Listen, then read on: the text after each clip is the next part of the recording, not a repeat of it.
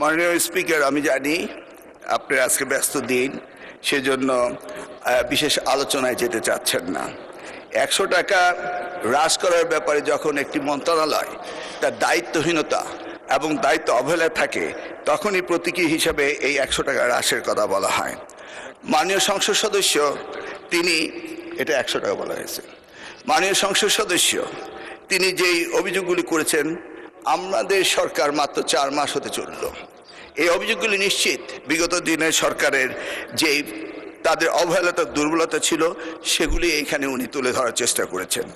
আমি ভেবেছিলাম যে এই বাজেট অধিবেশনে একমাত্র শিক্ষা মন্ত্রণালয় যেখানে সকলেরই দাবি এবং শিক্ষাকে সবচেয়ে বেশি গুরুত্ব দেন, সেই কারণে এখানে হ্রাসের কোনো প্রস্তাব আসবে না, তবু এসছে।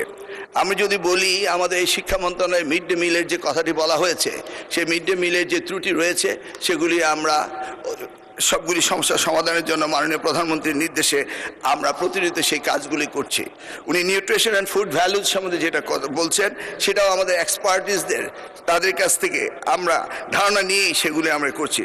মাননীয় স্পিকার, এই শিক্ষা মন্ত্রণালয়, প্রাথমিক ও গণশিক্ষা মন্ত্রণালয় যদি আমি উত্থাপন করতে চাই বিষয়গুলো, অত্যন্ত লম্বা হবে।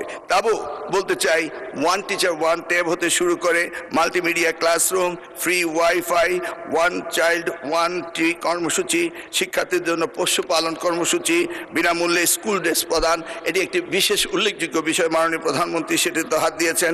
স্বাস্থ্য ও খাদ্য অধিকার সম্পর্কে আমরা কাজ করে যাচ্ছি। শিক্ষা খাতে সামাজিক ও ভৌগোলিক বৈষম্য দূরীকরণের জন্য আমরা কাজ করছি। নারী শিক্ষার্থীদের জন্য নিরাপদ স্বাস্থ্য সুরক্ষণ, সেই বিষয়টিও আমাদের রয়েছে।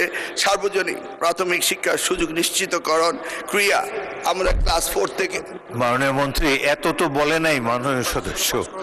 যাই হোক, মাননীয় স্পিকার, আমি আর দীর্ঘায়িত করতে চাচ্ছি না।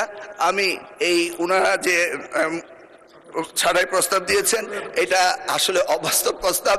আমি এটাকে মঞ্জুর করার জন্য আপনার কাছে সবিনয় বিনোদন করছি এবং সকলের সহযোগিতা কামনা করছি। আপনাকে অশেষ ধন্যবাদ।